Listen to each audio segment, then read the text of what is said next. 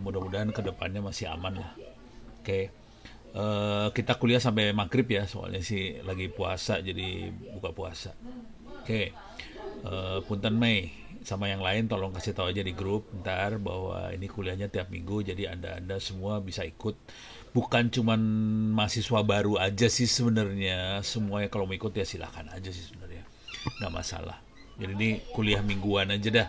Topiknya bebas merdeka apa aja. Kalau ada yang pengen ditanya khusus spesifik, silakan diposting di chat atau email saya. Oke, tolong kabarin ke grup ya. Ininya URL Zoom, bukan URL ya.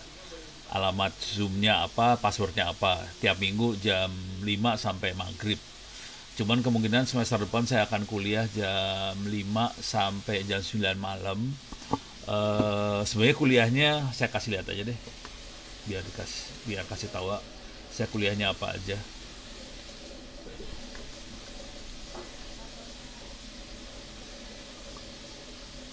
Kalau ada pertanyaan silakan posting di ini ya, di chat. Oke, open course. Jadi untuk semester depan pertengahan Maret itu kuliahnya ada 2. Bentar, yaps. Tolong bikin account di opencourse.itts.ac.id. Ini alamatnya saya copy paste di chat. Oke. Tolong kasih tahu yang lain juga ya. Tolong bikin account di opencourse.itts.ac.id. Cara bikinnya klik login, kemudian ini saya gedein. Ini ada create new account. Bikin accountnya gitu aja. Kalau emailnya nggak berhasil masuk, biasanya saya approve manual. Jadi saya kan admin di sini. Jadi saya bisa approve manual, jadi bisa bikin account di situ. Kalau udah berhasil masuk, kemungkinan besar nanti saya akan masukin ke kuliah-kuliah yang open course-nya. Oke. Jadi nanti ada kuliah-kuliah di open course di Lemot. Ini mesin overload soalnya. Jadi jadi ada beberapa kuliah open course, ada cyber security, ada jaringan, ada sistem operasi, apa segala macam. Biasanya saya enroll.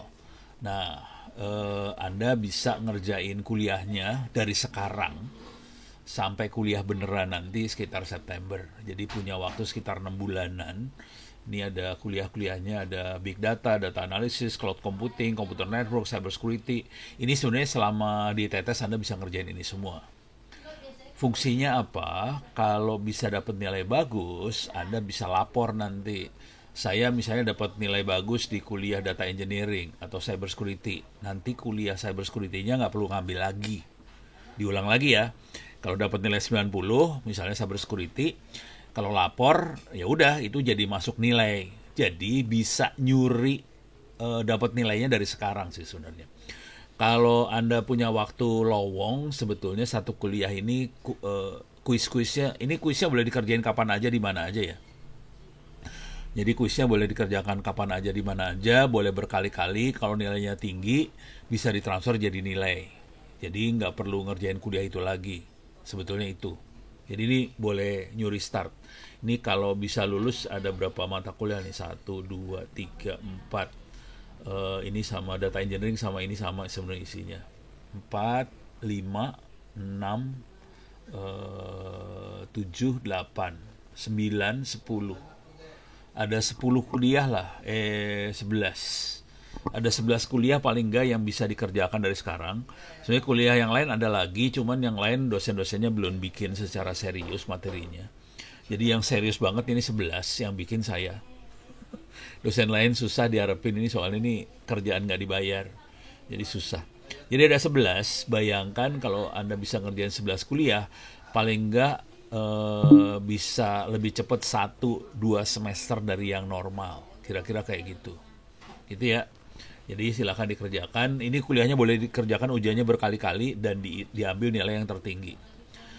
Kalau mau nanya, boleh nanya di Twitter, boleh kalau bingung ya. Silakan nanya di Twitter, silakan nanya di kayak ginian. Kalau kita lagi nge-zoom segala macam, silakan ditanya waktu zoom juga nggak masalah sih. Oke, ini yang pertama. Yang kedua, tadi saya posting flyernya dari Mei ya. Ini saya posting ulang lah. Iyalah, ini kenapa nggak bisa? Tar, tar. Download. Mana? Kok nggak ada? Oh, ini dia. Oke, salah. Bulan 3. Ini dia. Oke. Saya ulang posting. Ini ada kuliah duha lah. Jam 6 sampai jam 8 pagi. Tanggal 3 sampai, atau saya kasih lihat di sini lebih gede ya, biar lebih enak. Tadi saya upload di chat. Bulan 3. Ini dia. Nih. Jadi tanggal 3 sampai 4 Maret. Tanggal 3 dan 4, bukan sampai 4. Tanggal 3 dan 4 Maret jam 6 sampai jam 8 pagi. Jadi habis subuh. Subuhnya jam 5 ya. Tanggal 3 sampai 4, jam 6 sampai jam 8. Tanggal 3-nya cyber security, tanggal 4-nya ethical hacking. Masing-masing cuma 2 jam, jadi ini overview aja. Kenapa ini bisa register di sini? Kalau ikutan bisa dapat sertifikat lah, kira-kira kayak gitu. Tapi intinya di sini saya akan cepat selama 2 jam akan ngasih kisah.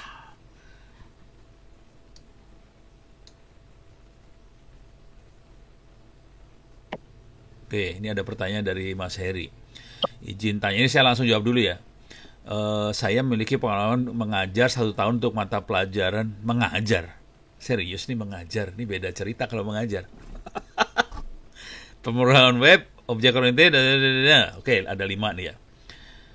Apakah mata pelajaran tersebut bisa dikonversi jadi nilai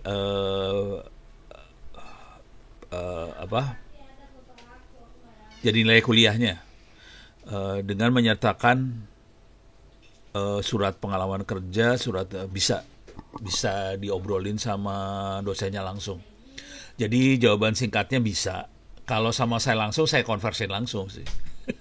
Soalnya gini ceritanya, yang akan ngasih nilai adalah dosen masing-masing. Jadi misalnya, kalau si dosen ngelihat, oh ini misalnya yang basis data, Anda udah ngajar basis data, dan ternyata ini boleh jadi menggantikan nilai kuliah tadi, ya udah, si dosennya ngasih nilai, misalnya 90 atau 100 untuk kuliah itu. Kalau misalnya, oh ini masih kurang, bisa diganti, dia ngasih nilai untuk kuisnya aja, atau dia ganti untuk UTS-nya aja. Tapi masih tetap ikutan UAS, jadi bisa kayak gitu. Jadi tolong dinego langsung sama dosennya masing-masing. Ini bisa jadi untuk konversiin ke mata kuliah biasanya dosen masing-masing sih sebenarnya. Jadi tadi yang kalau bisa ngambil yang kuliah-kuliah di open course juga nanti dinegonya ke dosen masing-masing. Cuman kalau open course ya udah, biasanya ini kuliah saya soalnya. Langsung saya ngeset. Oke, nilainya A semua, udah beres ceritanya. Jadi bisa kayak gini kalau punya, yang penting ada bukti ya.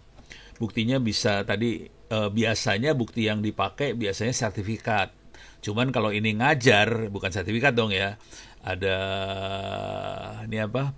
Surat pengalaman kerja, ya udah pokoknya bikin sertifikat.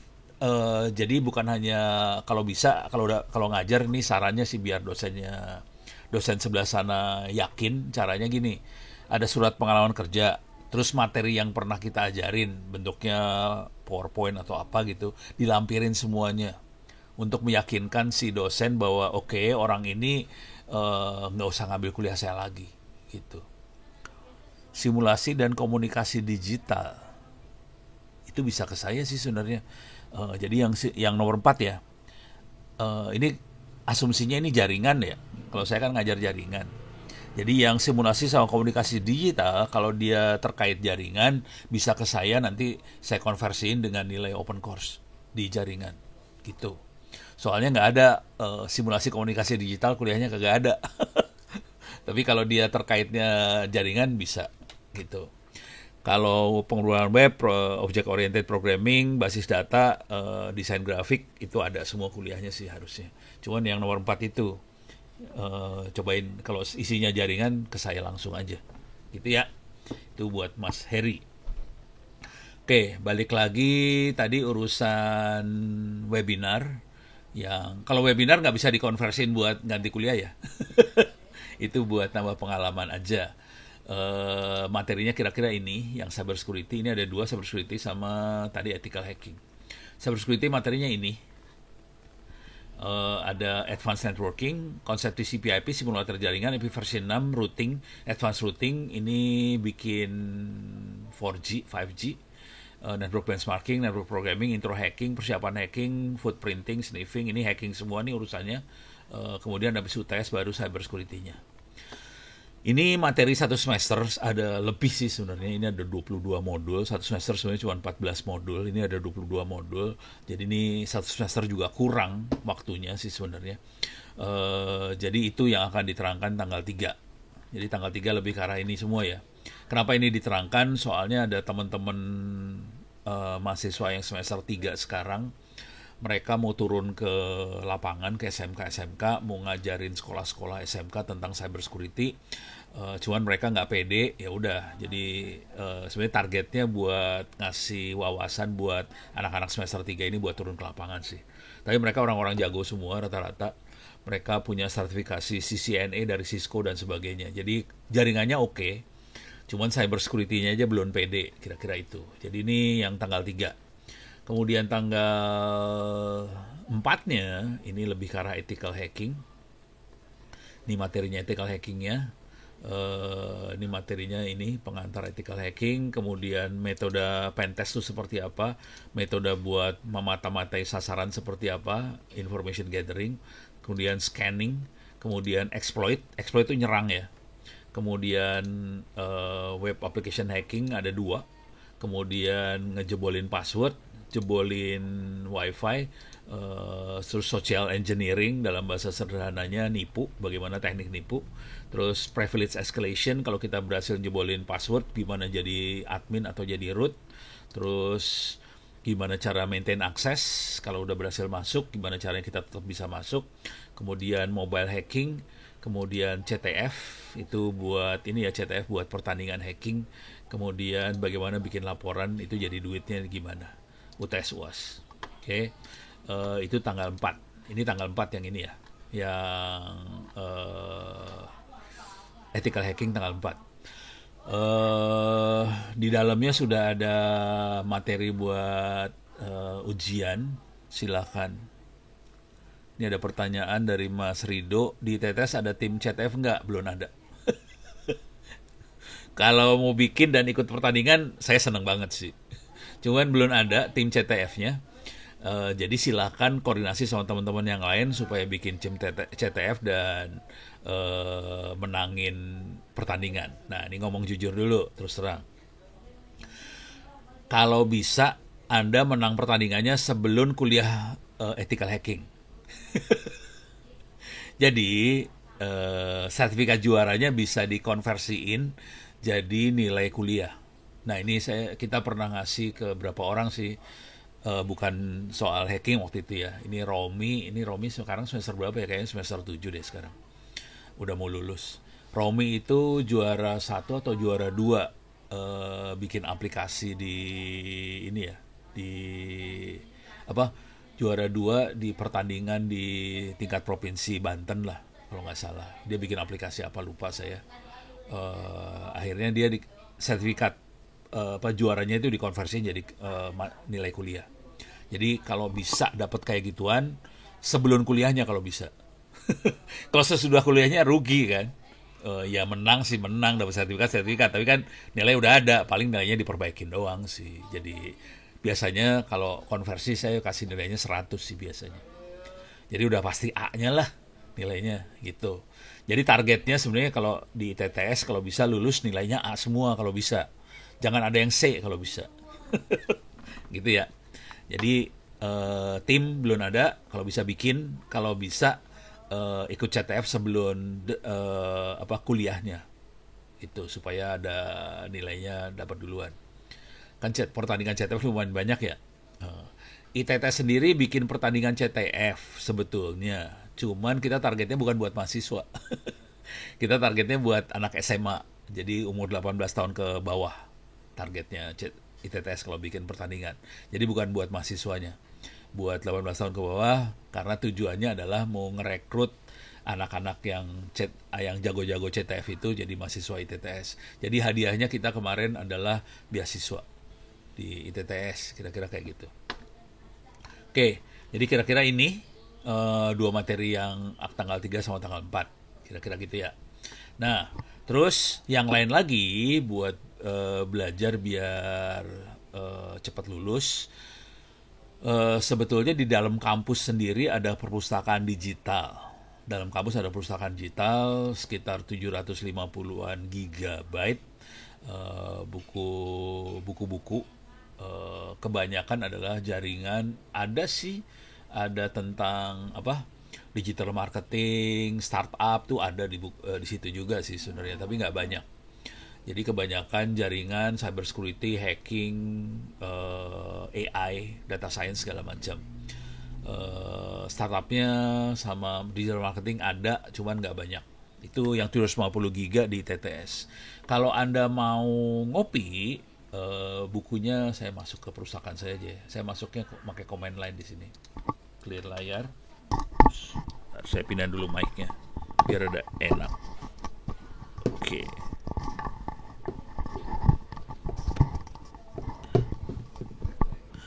Oke, clear.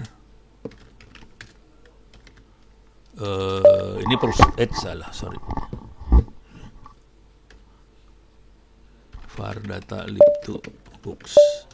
Ini perpustakaannya. Command line.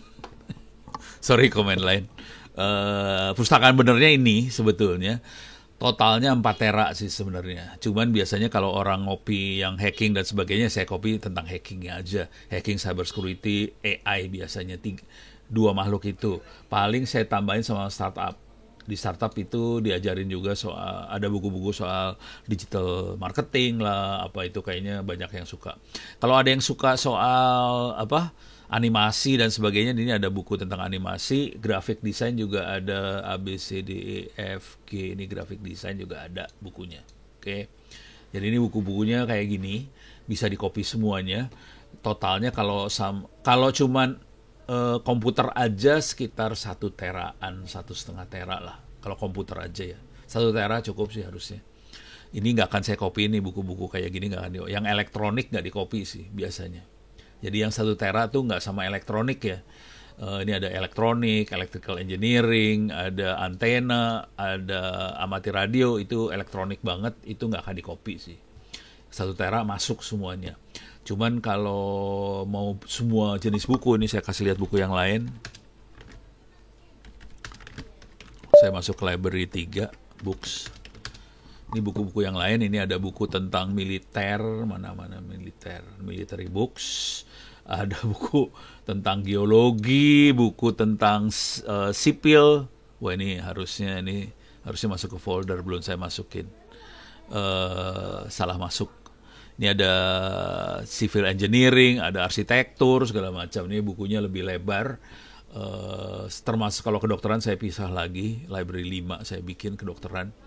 Jadi kalau sampai kedokteran mau di-copy semuanya 4 tera sih buku-bukunya. Gitu.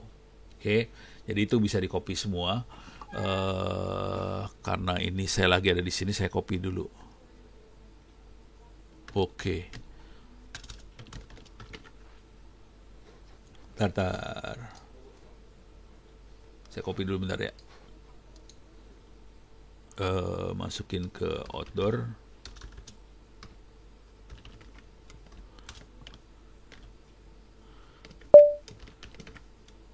Oke, sip. Ini udah beres nih. Oke, Jadi lebih rapi dikit lah. Oke, sekarang saya akan kasih lihat. Ini bisa diakses lewat sini juga sih, buku-bukunya. Kalau mau ngelihat bukunya, misalnya buku yang hacking ya, PQRST, VV, VAR, Data, Library 2, Books. Jadi itu tadi saya masuk ke mesinnya langsung. Ini ditempel pakai file sharing sih. Ini komputer ini sama server beda komputer sih sebenarnya. Saya tempel pakai file sharing, jadi saya bisa ngelihat bukunya dari komputer lain. Kalau di sekolah-sekolah saya bikinnya lewat web. Jadi tolong kasih tahu aja sekolah-sekolah tempat teman-temannya. Kalau yang SMA, SMK ya, atau SMP, saya juga bikin buat sekolah-sekolah. Nah ini kita masuk misalnya hacking ya, A B C D F, mana H F G H, ini dia hacking. Saya akan masuk ke nih hacking expose. Ini buku legend sih sebenarnya, hacking expose ini gila, buku bagus banget. Saya pernah punya buku ini, cuman kena banjir, kena air, rusak. Sayang banget, harganya sekitar $100, $200 lah. Jadi ini buku lumayan banget, hacking expose banyak banget sih sebenarnya bukunya. Nah ini bukunya, ini contohnya bukunya ya. Ini footprinting, scanning, enumeration, hacking window, hacking Unix, remote connectivity. Ini bukunya hands on. Jadi kalau kita baca nanti kita lihat bukunya bagaimana. Nih kelihatan nih. Nih bukunya kayak gini ya. Jadi isinya betul-betul tekniknya, cara-caranya gimana. Ini ada di bukunya hacking ada. Oke.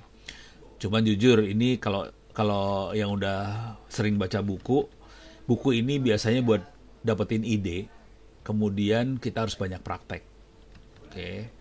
Jadi kita praktek. Nih scanning. Nih cara scanning paling blow on adalah ping. Ini scanning paling blow on. Paling blow on yang kedua adalah pakai Nmap. Oke. Jadi ini teknik scanning yang blow on ya. Ping, Nmap, kayak gitu. Tapi kalau kita perhatiin semua sistem operasinya bukan Windows ya. Kita pakainya rata-rata Kali Linux buat kayak gini ya. Oke.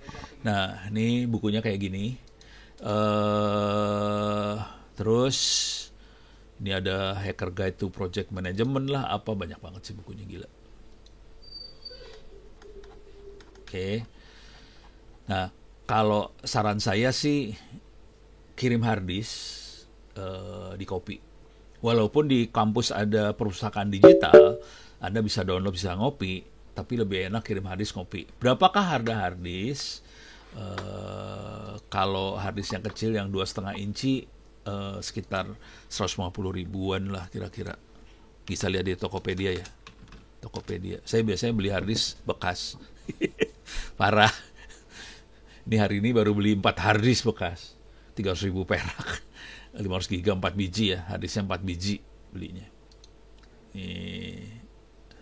Nih saya belinya harga harddisknya 80 ribuan sih. Dulu ada yang harddisk 60 ribuan, teman. Sudah nggak ada. Kalau yang diproses ada nggak? Nih dia. Nih, ini 2 biji ya. 170 ribu 2 biji. Jadi satunya 80 ribu. Ini saya ngeklik 2 kali. Ya udah beli 4 akhirnya. Tadinya maksudnya beli 2, ngekliknya 2 kali, terus pas bayar kenapa jadi 300 ribu? Ya udah bayar aja. Pasti lihat 4 biji, ya udah kebayar, nggak apa-apa lah. Jadi harddisk ini biasanya saya kasihin ke sekolah-sekolah sih, sekolah atau apa gitu. Ini ada satu harddisk yang bakal dikasih ke Bank Indonesia. Kebetulan mereka minta buat cyber security, ya udah saya kasih nih. Mereka jadi biasanya yang ngundang saya kan ngasihnya sertifikat, kasih plakat. Kalau saya ngasihnya bukan plakat, bukan sertifikat, ngasihnya harddisk isinya ilmu semua gitu. Kira-kira kayak gini ya. Jadi harganya sekitar 80 ribuan kalau harddisk 500 giga. Lebih dari cukup. Kalau buat cuman fokus di satu topik aja lebih dari cukup. Kalau mau lebih kecil lagi, tapi harddisknya kalau bisa harddisk gede yang murah sih. Harddisk yang 3,5 inci itu relatif murah.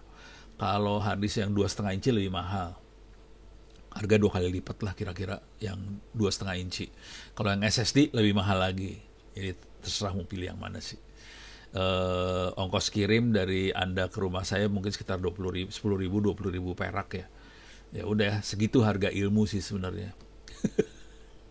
Nih beres ya, urusan urusan open course, urusan harddisknya beres.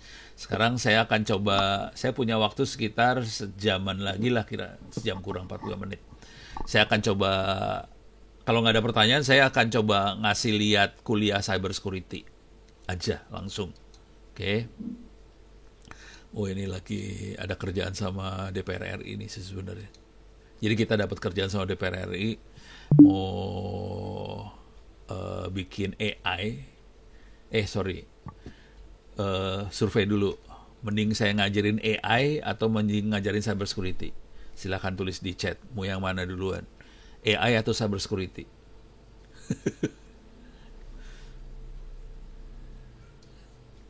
Nggak tahu? Bingung? AI. Oke. Ide yang bagus. Saya akan coba AI aja ya. Oke. Saya punya 1 jam. Saya akan ngasih lihat codingnya juga, tapi ini waktu sempit banget nih. Saya kasih lihat contoh yang gila aja dulu ya.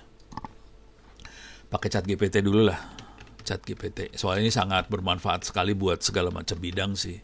Mau soal AI-nya sendiri, mau lihat soal apa juga, ini enak banget sih pakai ChatGPT. Jadi belajar paling enak adalah pakai ChatGPT sih sebenarnya. Oke. Jadi belajar yang paling enak pakai itu. Mau belajar soal AI juga enak pakai ChatGPT. Oke. Jadi misal paling gampang gini. Jadi ini anak saya juga yang lagi. Jadi ada 1 anak lagi, ada 2 anak sih sebenarnya yang lagi S2, kerjanya pakai AI semua sih buat nanya. Jadi belajarnya pakai AI. Jadi contoh paling gampang gini. Jelaskan atau buat outline ilmu tentang cyber security. Security. Oke.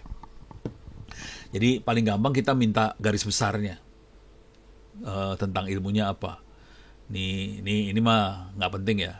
Nah, ini jenis serangan. Jadi di cybersecurity kita kenal soal serangan-serangan, ada malware, ada social engineering, ada zero day attack, ada IoT, cloud. Terus urusan keamanannya ada beberapa, ada CIA, ini konsep yang rada baru. Pada zaman dulu kita nyebutnya bukan CIA soalnya. Terus ada AAA, Authentication, Authentication, kemudian Defense in Depth, maksudnya bagaimana kita bikin pengamanan berlapis-lapis. Kemudian Zero Trust Security Model, Least Privilege. Jadi ini teknik-teknik ngamanin kayak gini. Oke. Terus bagaimana teknik ngamanin jaringan atau infrastruktur, ada WAF, ada IDS, IPS, ada VPN, ada keamanan wireless, ada network access control, ada cloud security. Terus ada kriptografi, macam-macam juga dalamnya. Terus ada keamanan aplikasi dan bagaimana kita ngembangin keamanan itu sendiri. Gitu ya. Terus yang terakhir mulai forensik, pentest. Terus manajemen lebih ke arah audit, compliance dan sebagainya. Oke. Di sini ada ISO 27001, ada SOC dan tren masa depannya. Udah itu habis. Nah, dari sini kita bisa langsung dapetin gambaran secara umum ilmu yang ada di depan kita seperti apa. Jadi paling enak AI buat dapetin gambar umum sih. Di depan kita seperti apa. Nah, terus kita misalnya pengen tahu lebih detail, misalnya apa ini. Jadi kalau pengen detail, diginin aja. Buatkan, jelaskan lah ya.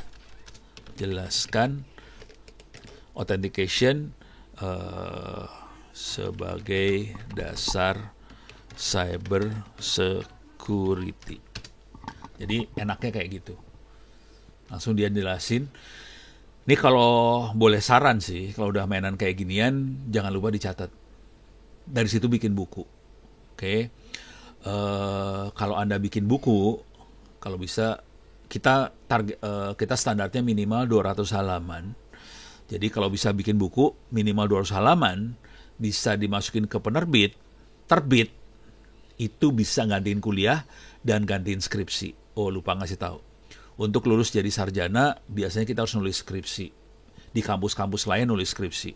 Cuman di ITTS dikasih pilihan. Boleh nulis skripsi atau punya karya. Karyanya bisa berbentuk buku, bisa berbentuk paper journal, bisa berbentuk karya ya software atau apa gitu ya, produk lah gitu. Jadi itu boleh. Saran saya nulis buku sebetulnya. Tapi kalau Anda punya produk software ya nggak apa-apa juga sih. Tapi buku, kenapa buku? Soalnya kalau lulus nanti pasti dapat ijazah, dapat gelar. Kalau bikin skripsi, skripsinya akan hilang, diganti dengan ijazah sama gelar gitu. Jadi skripsi percuma karena akan hilang. Yang keluar ijazah sama gelar doang. Dan akibatnya kita sama ITB, sama UI, sama segala macam nggak beda jauh. Sama-sama punya ijazah sama gelar. Nah, yang jadi masalah dengan modal ijazah gelar di ITTS, mau bertanding dengan ITB, UI, dan teman-temannya, ITTS kalah. Jangan khawatir. ITTS pasti kalah kalau kita cuma modal ijazah sama gelar aja. Cuman kalau kita punya buku, itu akan beda banget antara ITTS sama ITB, UI, dan sebagainya. Jadi yang pemberi kerja biasanya keder kalau udah ngelihat buku gitu. Jadi kenapa nulis buku, sarannya buku, paper journal atau produk ya, itu membuat si pemberi kerja langsung keder. Kayak tadi Mas siapa tuh, Harry. Saya udah ngajar ini. Nah, itu saya kaget sebenarnya.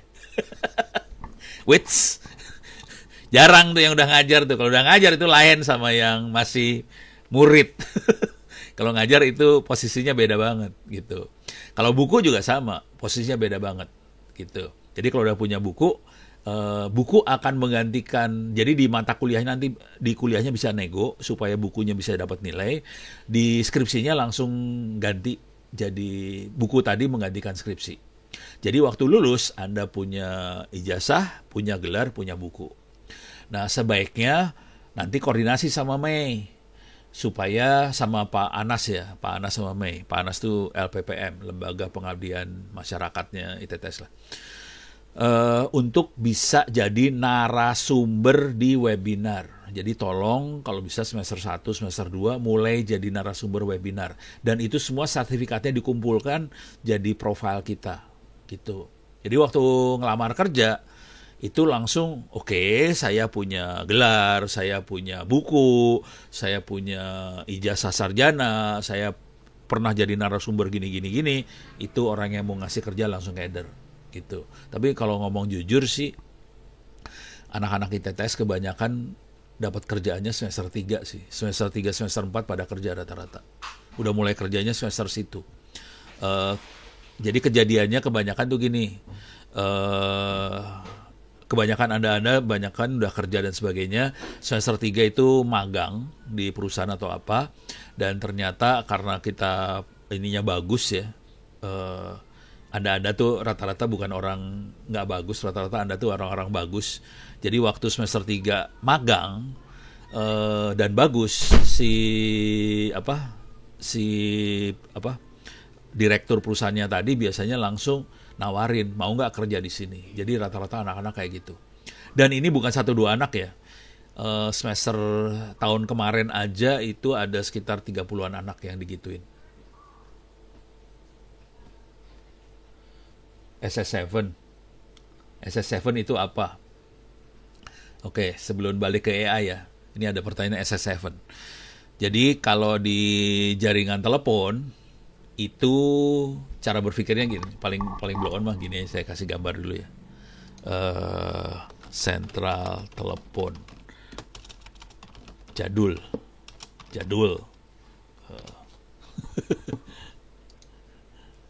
Nih, kalau telepon zaman dulu kan bentuknya kayak gini. Bentar. Oh, yang ada operatornya harus lihat. Operator. Nah, ini kayak gini paling gampang lah. Buat visualisasi SS7. Pada zaman dulu kala, teleponnya masih telepon yang bentuknya lucu kayak gini nih. Bentuknya lucu. Kita nggak ada nomornya, perhatiin ya. Telepon zaman dulu nggak ada nomornya. Pas diangkat, nanti kita terhubung ke si operator. Biasanya ibu-ibu ini. Diangkat, kita ngomong ke ibu-ibu itu. Bu, tolong sambungin ke ke rumahnya ini dong. Nanti ibunya akan ngebel rumah sana, kring kring kring kring, diangkat, nanti kabelnya dicolok nih, kabel ini dicolokin ke sebelah sana, nanti silakan ngomong gitu. Jadi telepon zaman dulu kayak gitu. Intinya pesawat telepon kita harus ngomong sama sentral. Sentral, saya mau ngomong kemana, nanti sentralnya nyambungin kayak gini, Gang. Nyambunginnya blow on kayak gini ya. Nyambungin pakai kabel banget nih. Ke sini disambungin gitu ya. Nah, itu sentral yang zaman dulu. Kemudian mulailah dikembangkan sentral telepon pakai namanya switching kayak gitu-gitulah. Itu yang bikin Siemens dan teman-temannya lah. Ya, kita pakai kode biasanya buat kalau kita pencet yang ini ada dua teknik. Yang satu pakai pulsa, pakai nada, dual tone biasanya. Kita tahu nanti si sentralnya tahu, oh dia pengen berhubungan dengan nomor 021 sekian sekian sekian. Jadi pakai nada atau pakai pulsa, tak tak tak tak tak tak tak tak tak tak tak. Yang tak tak tak tak tuh yang kayak gini nih bentuknya. Itu bunyi rrrr gitu ya soundnya. Nah, ini si sentral nanti saklarnya akan dihubungin satu sama lain, terhubung ke ujung sebelah sana. Itu pada generasi yang keduanya. Generasi yang belakangan itu jadi yang awal pakai yang truk itu, terus pakai nada akhirnya. Jadi lebih pinteran dikit, dia pakai nada, dia ngubungin saklarnya. Nih.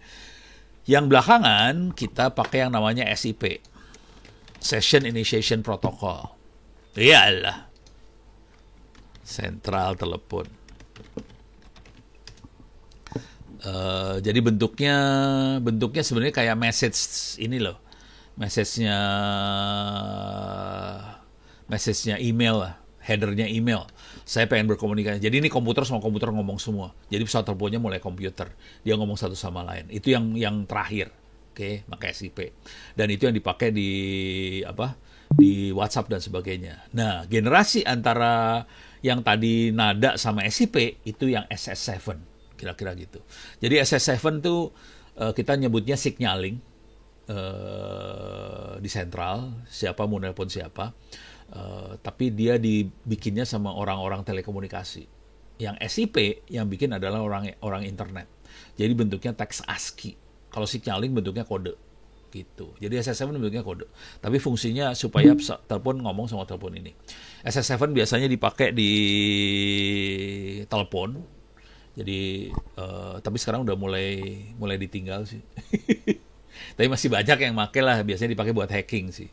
Nge-hack, siapa mau nelpon siapa di-hack. Nah, itu SS7 tuh urusannya. Beres ya? Oke. Sekarang balik lagi ke AI. Nah, AI tadi udah kasih lihat buat ChatGPT buat ilmu kayak gitu. Nah, sekarang kalau yang lebih paling gampang buat ngelihat AI, kita pakai Google Map. Ini belakangnya AI ya, Google Map tuh, kalau tahu. Ini buat visualisasi AI paling gampang Google Map. Oke, paling gampang saya ngelihat ini dah. Ini AI nih loh. Kita lihat traffic ya. Kita lihat traffic. Oke. Ini kelihatan ini Ancol, di atas ini Ancol macet. Oke, sekarang saya nanya dulu. Saya nanya ke Anda semua lah. Kalau warna hijau, silakan terus di chat. Warna hijau, lancar macet. Hijau. Lancar apa macet? Silakan tulis di chat. Lancar, hijau, semua tahu. Kalau merah yang ini, yang kayak di Ancol, macet lancar. Yang warna merah, macet, semua tahu ya. Pertanyaannya bukan itu sih sebenarnya. Pertanyaannya, gimana Google tahu jalannya macet lancar? Dari mana dia tahu? Ayo. Kok Google tahu jalannya macet? Kok Google tahu jalannya lancar? Dari mana dia tahu? Rekaman? Salah.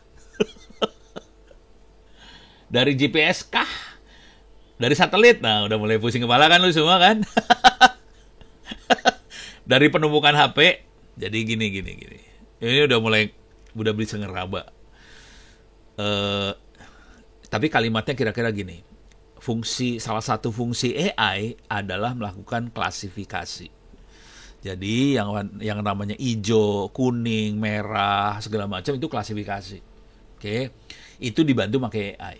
Nah, supaya bisa melakukan klasifikasi dengan baik, si AI butuh data. Oke, nah data ini dapat dari mana? Si Google Map ini dapat data dari mana?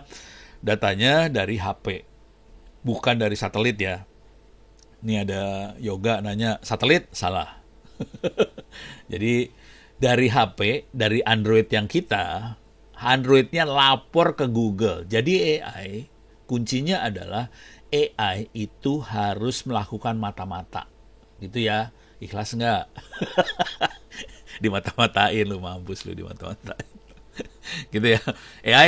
AI bisa tahu karena dia melakukan mata-mata. Dan ini terjadi di semua jenis AI. Semua melakukan mata-mata, jangan khawatir. Di mata-matain Google. Iya, emang bener. Sakit hati dah lu kalau udah tahu. Oke, sekarang saya kasih lihat nih, biar lu pada nggak sakit, biar lebih sakit hati. Ini kita klik menu yang ini ya. Di sini ada Your Timeline. Your Timeline artinya catatan dia saya kemana aja. Oke, ini lihat tahunnya. If you switch the application, close aja lah. Ini kelihatan saya kemana aja, kelihatan ya. Ini saya keliling kemana-mana. Di sini ada juga ke apa? Ke Jeddah, ke Madinah, ke Arab. Di sini juga ada ke Doha, segala macam. Ini mata-matanya sejak tahun 2009 sampai 2025. Hapus riwayatnya bisa enggak? Kan udah mulai sakit kan? Secara peraturan harusnya boleh. Peraturan. Cuman Google kan peraturan dia sendiri. Susah, minta dihapusnya susah. Asli, susah. Parah banget. Kita kesulitan. Nah ini ada orang, ya ini dari Muhammad Ridho ya. Jadi orang bawa HP banyak di jalan, jadi jalannya lambat, jadi orang ngira jalannya jadi macet. Nah itu teknik. Nah itu adalah teknik menipu AI. Ya, itu bener gitu. Tapi ya itu cerita lain lah, nipu AI. Gampang nipu ini gampang banget. Kalau kita udah tahu cara kerjanya, nipu itu gampang, nggak susah. Ini yang lebih parah lagi, kita bisa ngelihat perharinya ya. Misalnya tanggal sekian, saya kemana aja kelihatan. Saya klik sembarangan aja ya. Ini yang kelihatan ada panjang kemana aja nih. Wish jauh nih. Oke, kelihatan.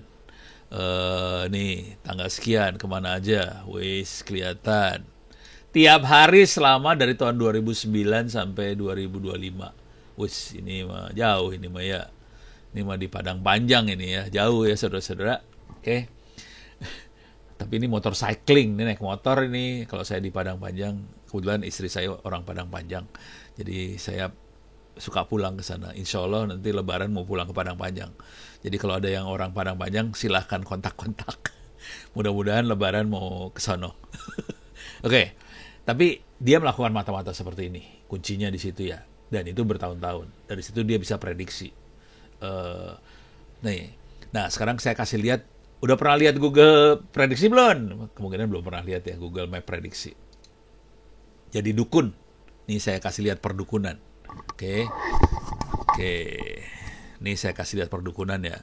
Misalnya kita mau dari Tangerang ke Jakarta. Perjalanan Tangerang ke Jakarta. Nih. Oh, thanks. Oke. Nih dari Tangerang menuju Jakarta.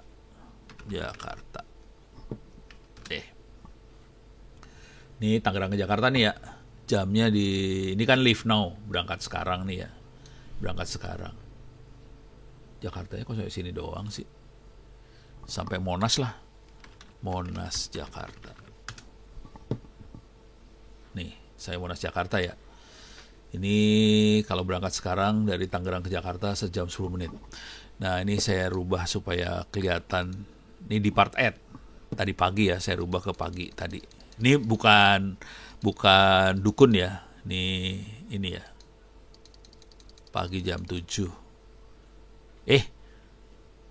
Oh iya masih PM. Saya rubah ke AM jam 9 jam 8 jam 8.30 lah. Oke. Saya pilih jalan yang macet ya biar seru lihatnya. Oke. Ini dari Tangerang ke Jakarta tadi pagi. Oke, tolong perhatikan baik-baik macetnya. Mulai dari sini macet, selesai macetnya daerah sini nih. Daerah mana nih kayaknya? Daerah Metro TV kayaknya itu. Oke, ini tadi pagi. Ini hari ini. Ini bukan dukun. Ini sejarah. Oke, ini sejarah. Nah, sekarang kalau mau lihat perdukunan, kemampuan dia jadi dukun, ini kan hari Monday, Februari tanggal 24. Saya rubah tanggalnya ke tanggal 25. Belum kejadian kan? Saya rubah tanggal 25 nih. Belum kejadian.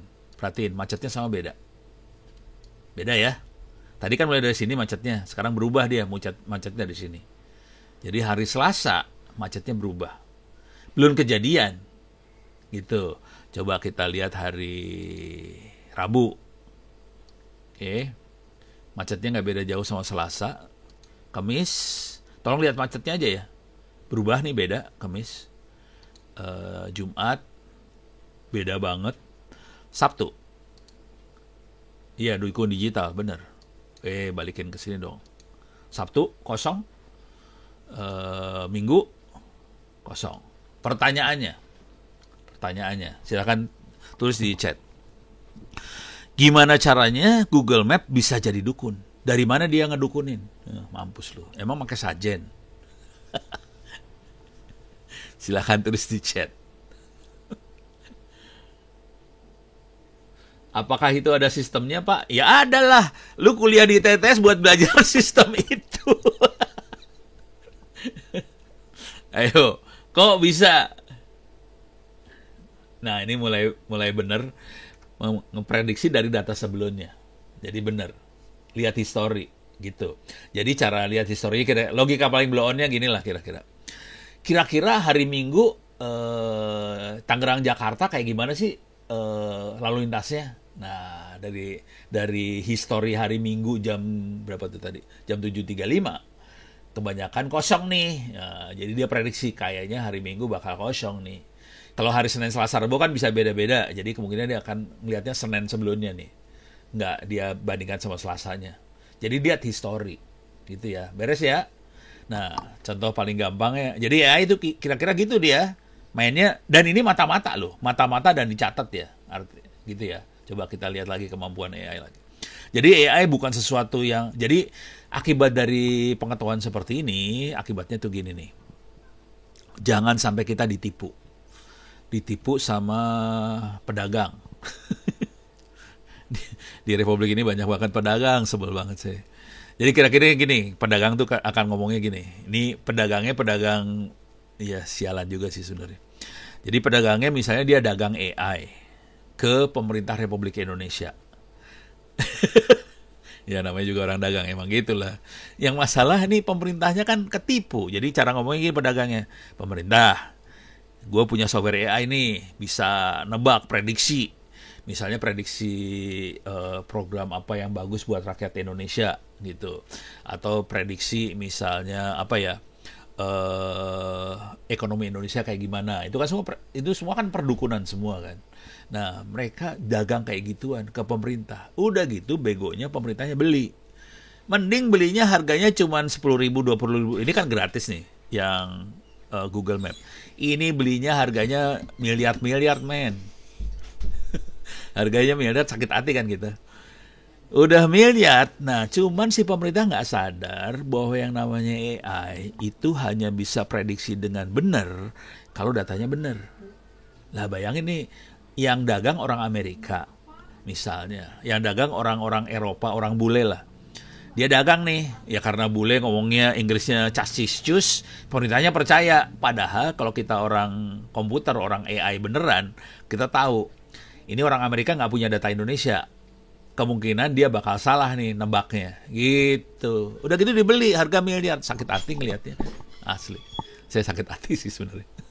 Nah, sekarang kita lihat yang kejadian yang benernya nih. Kita masuk Topet lah. Tokopedia. Tadinya gue pakainya Bukalapak. Cuman Bukalapak bubar ya. Aduh. Gantilah ke Topet. Nih, masuk Topet ya. Nih. Ini ada iklan nih. Ada iklan nih. Ada iklan nih ya. Ada iklan. Pertanyaannya gampang banget. Oke. Silakan tulis di chat jawabnya. Iklan setiap orang sama atau beda? Itu beda. Oke, pada tahu beda ya iklannya. Kok bisa beda? Dari mana? Apa yang membedakan iklan tiap orang? Nah, mampus lu.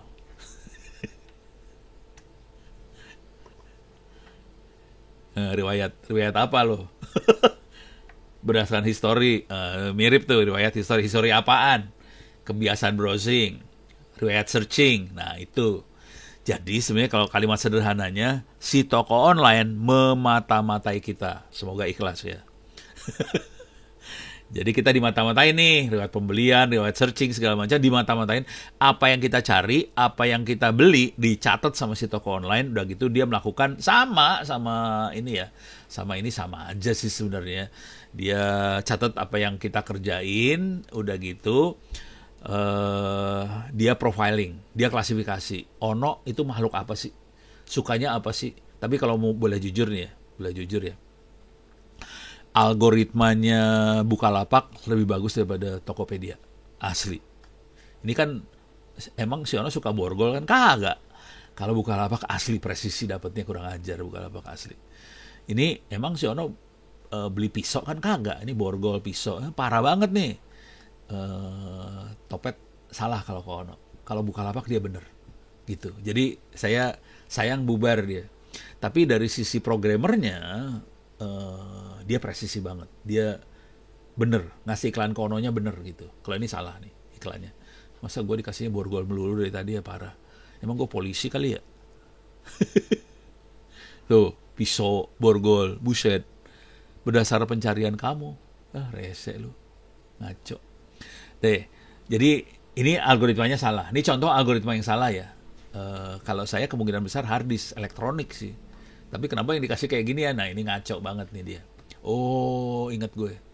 Kemarin si Bontot, si kecil, nanya-nanya soal pedang samurai. Saya cari di Bukalapak, bener juga berarti. Padahal si Ono jarang banget, cuma sekali doang, kemarin doang. Seringnya sih hard disk elektronik saya belinya, gitu. Nah, ini di dunia platform, apakah itu toko online, apakah itu media sosial segala macam, ini namanya user experience. Jadi kalau kita berhasil mengirimkan informasi yang persis sama apa sesuai dengan yang kita mau, user experience kita jadi bagus. Gitu, makanya disebutnya user experience nyebutnya. Gitu. Beres ya. Jadi sama aja nanti di Tokopedia, nah yang seru adalah nanti kalau masuk ke sosial media, Facebook dan teman-temannya. Mereka kan hidupnya dari iklan juga nih, Facebook. Kita bisa lihat sebelah kanan lah. Biasanya ada iklannya tuh, ada iklan tuh. Ini dari Tokopedia nih. Soalnya kemarin saya beli ini nih. Beli kabel printer. ya gitu. Jadi si Tokopedia ngejual informasi ke Facebook. Orang ini belinya apa aja. Ya udah, dikeluarin di Facebook dalam bentuk iklan gitu. Jadi saling berhubungan, mereka ngedagangin juga informasi, klasifikasi orang tadi dijual ke platform lain, dapat duit juga. Terus si platform ini jual sebagai iklan, dapat duit lagi dari yang dagang iklan. Makanya akibat dari situ yang kasihan adalah televisi sama radio. Hari ini televisi sama radio puyeng kepala soalnya mereka kesulitan dapetin iklan. Karena iklannya lari ke online gitu. Yang teriak banyak nih. Teman-teman radio udah teriak banget. Kita udah susah cari duit sekarang. Iklannya udah berkurang banget. Ya begitu deh. Kecuali dia bisa presisi dapetin ininya ya, informasi, mengklasifikasikan si pendengarnya atau pemirsanya. Karena iklan kan sederhana. Saya naruh duit nih, gue pengen barang gue dibeli dong. Supaya barang gue dibeli harus yang dapetin iklannya bener-bener orang yang suka barang tadi. Nah kalau di toko online proses klasifikasi tadi bagus banget. Jadi dia langsung bisa presisi banget. Si Ono suka apa, iklannya persis yang Ono mau. Gitu. Makanya jadi duitnya kencang banget kalau di online. Kalau di radio, TV sama koran, berabe, susah dia hidupnya. Soalnya dia susah. Kalau koran yang online, dia agak mulai bisa. Soalnya kan dia akan ngelihat nih orang sukanya apa gitu. Kalau dia bisa ngubungin sama informasi yang ada di media sosial, di platform e-commerce, dia bisa nyambungin antara dua tadi. Jadi duitnya lebih kencang gitu. Kira-kira gitu ya.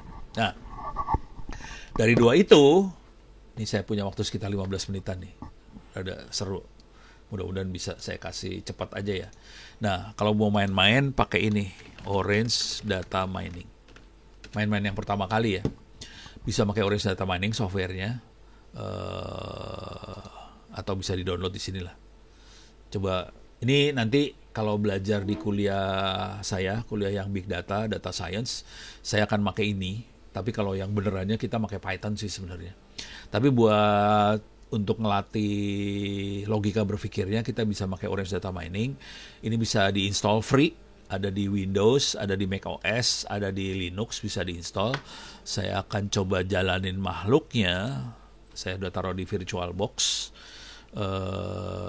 Tapi kalau di Windows nggak susah juga jalaninnya, gampang. Ini dia. Saya akan coba jalanin ini. Oke. Jadi Orange-nya saya jalanin. Nanti saya akan coba jalanin dan kita akan melakukan klasifikasi. Saya akan cerita dulu yang akan saya klasifikasiin itu apa. Oke. Saya masuk, semua materi ada di sini ya, di onocenter.or.id/wiki. Saya ulang, onocenter.or.id/wiki, atau saya copy paste lah, taruh di chat. Oke. Silakan dilihat URL-nya. Nah, di sini kita masuk ke data science. Ini data science-nya. Nah, di sini ada overview data science, ada strategi. Oh, kalau nggak langsung masuk ke Orange saja kali ya. Masuk ke Orange. Ini ada Orange. Ini ada Orange. Nah, ini ada contoh melakukan data mining. Ada clustering segala macam. Ini teknik-tekniknya semua ada di sini. Ini bagian dari kuliah tadi ya, big data sama data analisis. Nah, cuman yang mau saya kasih lihat biar gampang dalam waktu 10 menit, mudah-mudahan kepalanya langsung masuk, adalah kita melakukan klasifikasi hewan. Mana dia? Mana ya? Twitter, text prediction,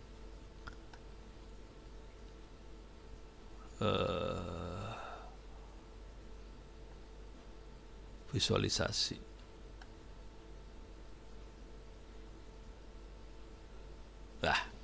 Mudah-mudahan udah jalan. Saya langsung praktekin aja kalau udah jalan. Lagi loading. Oke. Jadi kira-kira gini lah. Orange, coba saya cari sini ya. Orange data mining, Orange data mining, hewan bahasa Inggrisnya apa ya? Animal, domestic animal. Domestic animal berarti hewan peliharaan. Ini proses clustering. Coba kita lihat gambarnya. Nah, ini jadi ada hewan-hewan kayak ginian. Tapi ini nanti saya program beneran sih. Sorry. Ini ada hewan-hewan, ada sapi, ada kucing, ada bebek, ada ayam.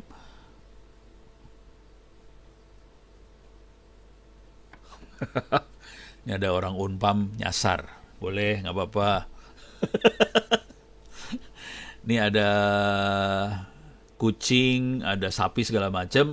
Ini kan kita tahu sapi kakinya 4. Terus ini ada ayam kakinya 2, punya sayap segala macam. Kita sebagai manusia, kita bisa melakukan klasifikasi. Ayam ini ayam, keluarga ayam ini keluarga ayam burung-burungan, ini burung-burungan, ini keluarga kaki 4 yang gemuk, ini kaki 4 yang bisa lari. Kira-kira gitu. Sebagai manusia bisa melakukan klasifikasi. Nah, sekarang komputer bisa nggak melakukan klasifikasi seperti itu? Nah, kita akan ngerjain pakai Orange tadi. Oke, ini udah mulai masuk. Oke, ini saya geser ke sini. Saya akan jalanin Orange-nya di sini. Ini cepat aja ya, soalnya ininya bentar lagi. Ini pakai Linux jadi tidak manusiawi. Saya harus jalanin virtual environment.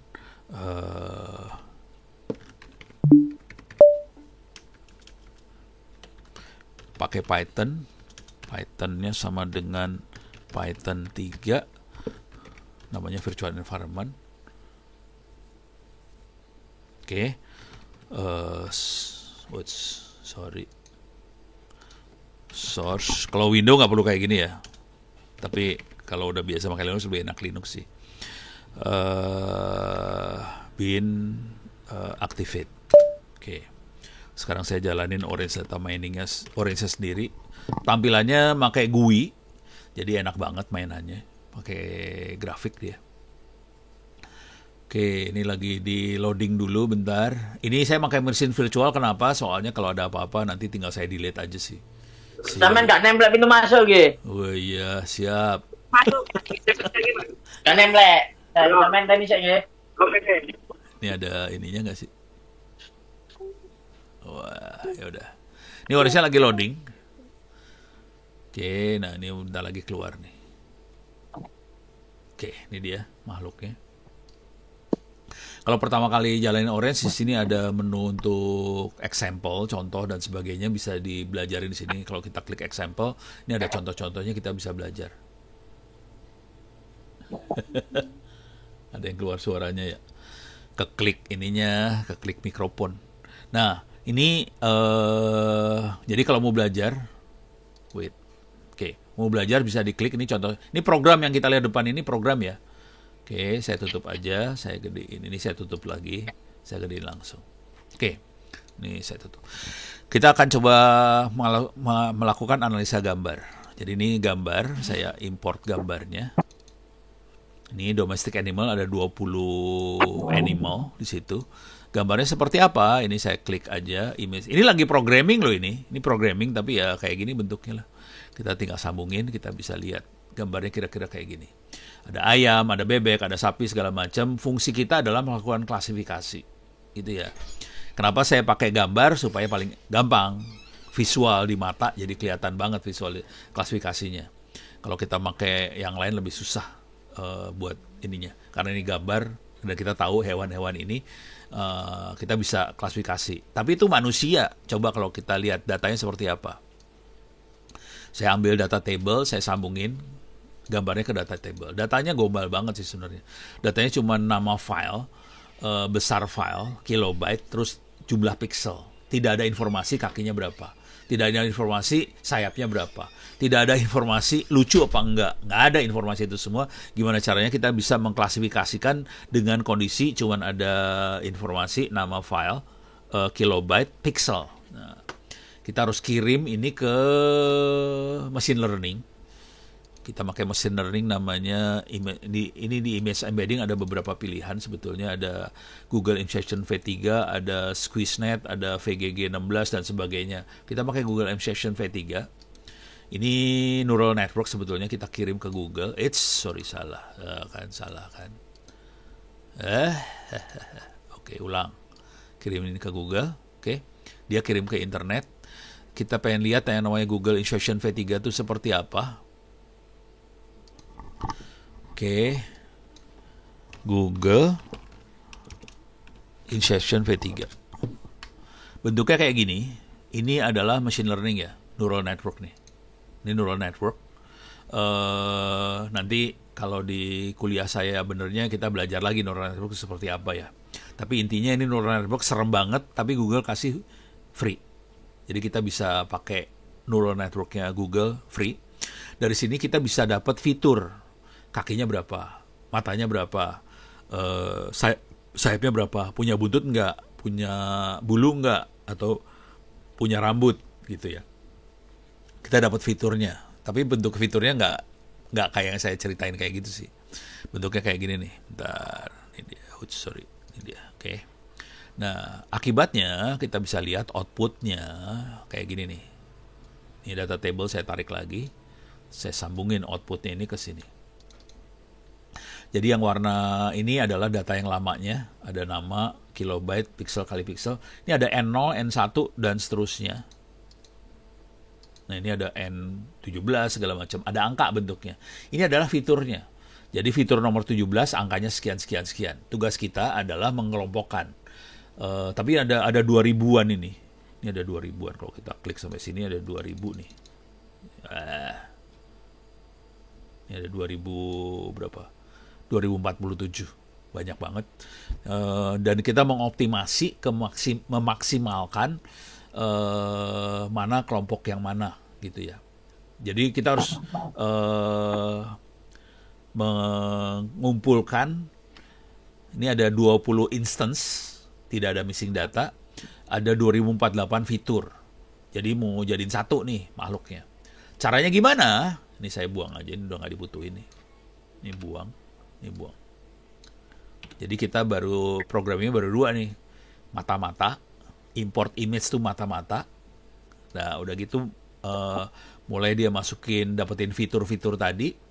Kalau tadi di Google Map, fiturnya adalah kecepatan kita berapa, lokasi kita di mana gitu. Nah ini untuk mengumpulkan ini semua kita pakai namanya unsupervised learning. Nah di sini ada yang namanya distance, ini ngukur jarak antar fitur. Nah kemudian kita bisa lihat kelompoknya, cluster. Nah cluster contohnya tadi kalau di Google Map, kalau klasternya banyak atau klasternya lambat dan banyak mobilnya, itu warnanya merah. Kalau klasternya mobilnya cepat-cepat, warnanya hijau, itu klaster gitu ya, kelompok lah. Nah tapi klasternya kayak gini bentuknya, kata-kata doang, garing kan, nggak bisa kurang ngeliat lah kita. Kalau mau enak klasternya kita bikin klasternya gambar juga. Ini jangan import image, salah, view image. Jadi ada gambar, tapi harus di-select dulu nih, belum di-select soalnya. Bentar. Nah ini kita punya 2 nih. Ada kelompoknya, ada gambarnya. Coba kita select ya. Kita select ini, duck sama goose. Ini mirip nih, dua-duanya kategorinya bebek. Ini kalkun, Turki itu kalkun ya. Kalkun bukan bebek sih, tapi ya mirip lah, maksudnya satu gerombolan lah. Kakinya 2, ada sayapnya, suaranya beda. Yang satu quack quack quack, yang satu nggak tahu kalkun suaranya kayak gimana. Kun kali ya. Jadi gitu. Ini kelompoknya kelihatan ya. Ini satu kelompok. Coba kita lihat yang ini. Ini kelihatan ayam dua-duanya. Coba kita lihat yang ini. Ini sama-sama. Yang satu kita sebagai manusia tahu sih, yang ini namanya bebek, yang ini namanya ayam. Tapi kan sama-sama kuning, kakinya 2, kecil, lucu. Nah, ini namanya ayam lucu. Nah, yang ini ngaco nih, ada dog di sini nih. Nah, ini ngaco nih. Jadi ada ayam bebek lucu sama anjing lucu jadi satu. Nah ini ngaco satu nih. Oke, ini namanya kesalahan. Jadi yang namanya AI punya kesalahan, dia salah nih. Dognya harusnya nggak masuk sini. Tapi ya mau diapain lah, dia bego. Cuma di kelompok yang ini kelihatan ini adalah kelompok burung-burungan, kecuali si dog salah. Oke. Nah, di sini ada satu kelompok lagi, kelompok lucu lagi, namanya kelinci sama cat. Ini kelompok lucu. Dia udah ngira-ngira ini kayaknya bukan burung sih, makhluk ini bukan burung, tapi kok lucu ya, beda sama yang lain gitu. Ya udah, kayaknya masuk kelompok yang ini masih kayaknya. Kan ini garisnya beda nih. Ini ada kelompok burung tapi satu salah, dog. Ini ada kelompok yang lucu, dia kira-kira ini bukan kelompok-kelompok yang tough gitu, ya masukin sini sama dia. Nah sekarang kita lihat kelompok yang ini ya. Ini kelihatan kelompok ini goat tuh kambing, ini kuda, ini foal tuh apa nggak tahu sih. Kayaknya sejenis kuda atau bukan biri-biri apa ya? Keledai kali ya foal, nggak tahu lah. Harus lihat di Google Translate. Tapi kira-kira ini ada kaki 4, warnanya coklat semua nih. Oke. Nah kalau yang ini kelihatan sapi. Ini kita tahu ini biri-biri, warnanya putih. Ini sapi warnanya putih. Kita tahu yang ini kecil, yang ini gede sih sebenarnya. Cuman kalau di foto kan mirip ya. Jadi ini salah juga dia sebenarnya. Ini salah. Oke. Karena referensinya dia nggak tahu bahwa yang ini kecil, yang itu gede. Tapi dia tahu lah ini kaki 4 semuanya. Yang ini kaki 4 semuanya. Ini kelihatan ini kaki 4 yang putih-putih, sapi-sapi gendut-gendut, kecuali 2 ini sebenarnya salah nih, satu sheep, satu lagi lamb.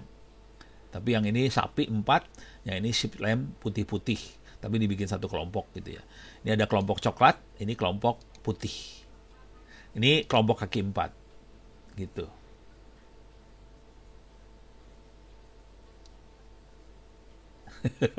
Ngurus lapangan. Beres ya. Jadi kira-kira kayak gitu sih. Jadi ini ada yang ada 2 kelompok gede. Tapi sebetulnya yang ini salah sih. Kelompoknya 3 sih kalau saya bilang. Ini kelompok lucu, kelompok burung, kelompok 5 kelompok lah kalau mau. Kelompok coklat, kelompok putih, kelompok lucu, kelompok burung. Gitu. Tanpa si AI-nya si komputernya datanya cuma gitu aja ya. Datanya kalau kita lihat tadi datanya cuman nama, kilobyte, pixel kali pixel keluar kayak gitu. Nah, yang namanya machine learning, yang namanya neural network, dia bisa mengekstrak ini semua nih. Kakinya ada berapa, ini diekstrak pakai neural network. Dan itu kita biasanya nyebutnya deep learning. Deep learningnya kayak gitu. Ya dia bisa ngekstrak semuanya. Dia bisa ngekstrak fitur dari gambar, dari suara. Nah, kalau ini gambar kebetulan ya. Tapi kita bisa ngekstrak fitur suara segala macam. Akhirnya kita bisa tahu, oh ini suaranya Jokowi. Ini suaranya Ono. Ini suaranya Donald Trump. Gitu. Dan dari situ kita bisa ngerubah suara kita supaya mirip Jokowi. Gitu. Bisa pakai kayak ginian. Gitu. Jadi ini AI yang sederhana kayak gini. Kalau mau lebih lanjutnya, ini image-nya bisa kita ganti sama file Excel, terus nanti kita bisa simulasi macam-macam, gitu. Saya punya waktu sampai maghrib 5 menitan lagi kayaknya ya. Ada pertanyaan nggak? Kagok 5 menit buat nerangin, kagok banget, nggak enak. Ada pertanyaan? AI kira-kira kayak gini? Pertanyaan nggak ada. Aman. Saya kasih tahu urusan gaji dulu ya. Gaji yang ini, gaji yang ilmu yang ini ya. Ini korbannya ada di rumah sih, anak saya sendiri sih. Dia gajinya sekitar 80-an. Kerjanya di luar ya, kerjaan dari luar, kerjanya di Indonesia. Jadi gajinya segitu, 80. Bapaknya kalah. Sakit hati sih. Gue yang ngajarin, dia yang duitnya kenceng sialan. Tapi ya udahlah. Wah, ada yang dari Padang Panjang juga nih. Wah, oke. Insya Allah seminggu sebelum inilah saya mau ke Padang Panjang sebelum Lebaran. Pulangnya seminggu sudah Lebaran kali ya.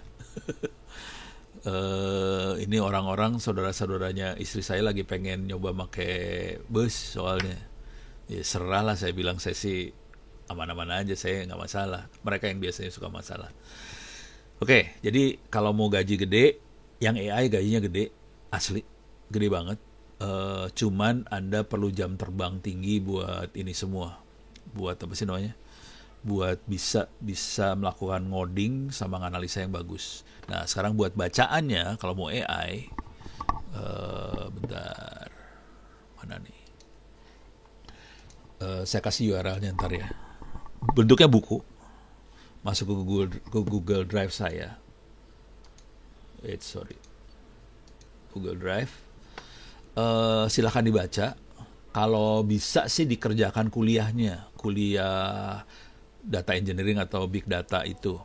Oke, wah, nih saya URL-nya saya kirim aja ya. Ini udah azan. Oke, bisa nggak saya kirim yang ini?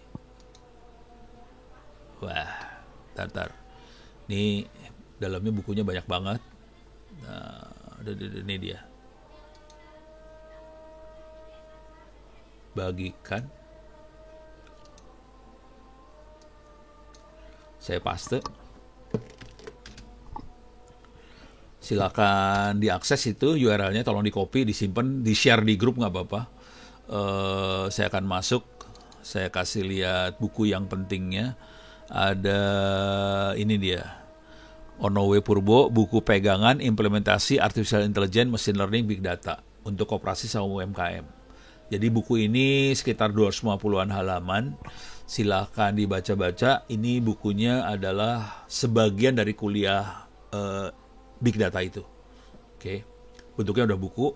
Dan ini adalah materi yang saya pakai ngasih workshop di BPKP, BPK, Dirjen Anggaran segala macam. Jadi di pemerintahan saya ngasih workshop pakai buku ini sih. Yang nulisnya Ono, jangan khawatir. Gitu ya. Oke. Saya tutup, saya sekian dulu. Kita lanjut lagi minggu depan. Minta akses yang apa ya? DPR. Ada di ini. Ini buat tim yang DPR ya. Silakan email kalau tim DPR. Ini udah saya kasih, bisa diakses kok. Yang buku ini bisa diakses. Foldernya bisa diakses. Ini filenya langsung bisa kebaca, bisa di-download ini. Yang buku pegangannya bisa langsung di-download. Jadi folder itu seluruh filenya bisa diambil kok. Oke. Kalau mau file itu aja ya saya kasih. Oke, saya tutup dulu. Mudah-mudahan bisa bermanfaat. Kita lanjut minggu depan ya. Billahi taufiq hidayah. Assalamualaikum warahmatullahi wabarakatuh.